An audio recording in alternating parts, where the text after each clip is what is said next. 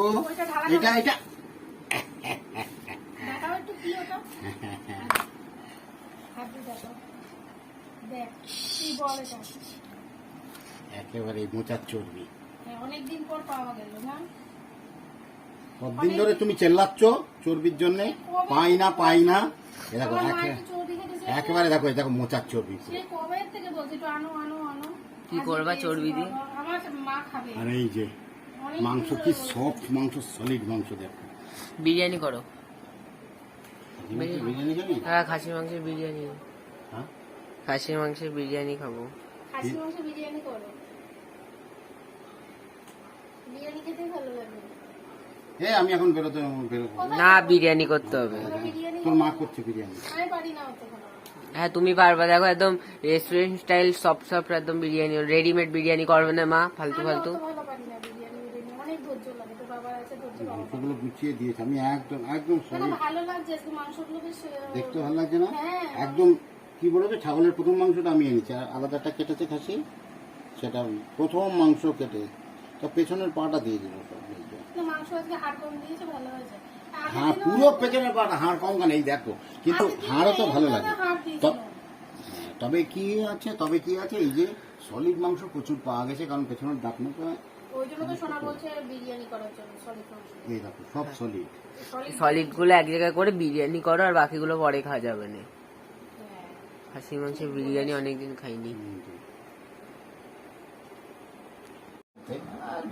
আচ্ছা আগের দিনও ওই দিয়েছিল, কেউ খায় না মানে না কি করে খাও তুমি? এটা কি বলে? এটা হার্ট। হার্ট খারাপ না, এটা আসলে মেটের মতো লাগে, কিন্তু আমি তো খাই না। আমার কিডনি দিয়েছিল, কিডনির একটা পার্ট দিয়েছিল, ওটা অনেকে খায়। তো আমি একটা দুটো কেন দেয় বুঝি না, এই কখন যে মিশিয়ে দেয় বুঝি না, এই হচ্ছে সমস্যা। তবে ওদেরও তো বিক্রি করতে হবে। সকালবেলায় একদম বিছানায় বসে দেখছি বাজার করে এনে হাজির। আসলে কি হয়েছিল, দুদিন বাড়ি ছিল না, তারপরে বাড়ি আসার পরে বললাম যে বাজার ঘাট তো সেরকম করা ছিল না, আর যা ছিল সেইভাবে তো খাওয়া দাওয়াটা হয়নি এই কয়েকদিন। তো আজকে তো রবিবার, আজকে একটু মাংস আনাই যায়, তো এইটুকু আগের দিন রাত্রেবেলায় বলেছিলাম। তারপরে সকালবেলায় বিছানায় বসেই দেখছি মাংস এনে হাজির। তারপরে তো এইভাবে দেখাচ্ছে যেগুলো আমার পছন্দের আনতে বলেছিলাম, অনেকদিন চর্বি আনতে বলছিলাম, তো সেগুলো আজকে সব পেয়েছে লাকিলি। তারপরে আমাকে বাজারঘাট করে দেওয়ার পরে আমি চলে গেলাম পেঁয়াজ আদা রসুন এসব কাটতে। তারপরে ভাবলাম কি আজকে তো রবিবার, আজকে একটু বেশি করে যদি কেটে টেটে গুছিয়ে রাখতে পারি, এক সপ্তাহ চলে যাবে। এবার এটা করতে গিয়ে হয়ে গেছে দেরি। মা তার মধ্যে দুবার এসে খোঁজ নিয়ে গেল রান্না হয়েছে কিনা, আসলে ওনার খিদে পেয়ে গেছে, তাই দেখে হাজব্যান্ড তাড়াতাড়ি করে রান্নাটা বসিয়ে দিল আর কি আমাকে হেল্প করার জন্য। তো ও অ্যাকচুয়ালি মাংস টাংস খুব ভালো রান্না করে, আর ও যখন রান্না করছে আমি বেশ হাসি মুখ নিয়ে ঘোরাঘুরি করছি। তো মজা করে বললো, বাহ এই যে হাসি মুখ নিয়ে ঘুরছো, তাহলে আমাকেই রান্নাটা করতে হবে। তো তার আগেই ও স্টার্ট করে দিয়েছিল, তারপরে আমি ভাবলাম আমি করব। তারপরে দেখলাম ওই সব রান্নাটা করে দিল, আর এইদিকে ভাতটা রাইস কুকারে বসিয়ে দেওয়া হয়েছে, ওটা নিয়ে আর ব্যস্ততা ছিল না। তবে ছোটো ছেলে খুব বায়না করছিল বিরিয়ানি খাবে, তো বিরিয়ানি সামনের দিন করবো বলে কিছুটা রেখে দিয়েছি মাংস। আর দেরিও হয়ে গেছিলো, ও বললো না একটু পাতলা মাংসের ঝোল করা হোক, আর ভাত তো হয়েই যাবে তাড়াতাড়ি, না হলে মারও খিদে পেয়ে যাবে। তো এই যে মাংস কষাটা পুরো কমপ্লিট হয়ে গেল। এইবার একটু গরম জল দিয়ে প্রেশারের মধ্যে দিয়ে দিয়েছি, কেননা দেরি হচ্ছে তাই। এবার প্রেশারের মধ্যে দিয়ে দুটো সিটি দিলেই হয়ে যাবে। খুব সুন্দর হয়েছিল কিন্তু খেতে। আজকের মাংসটা যে এত সুন্দর হয়েছে, আর এত সুন্দর মাংস পাওয়া গেছে, আসলেও খুব সকাল সকাল গেছিলো, একটু সকাল সকাল গেলে ভালো মাংস পাওয়া যায়। তারপরে এই যে সবাইকে খেতে দিয়ে লাস্টে আমি নিয়ে নিয়েছি। দেখো মাংসের পিসগুলো এতটাই নরম হয়েছে আর এতটাই টেস্টি, মানে আমি কি বলবো, মেখে টেখে নিয়েছি ঠিকই, কিন্তু খেতে পারলাম না।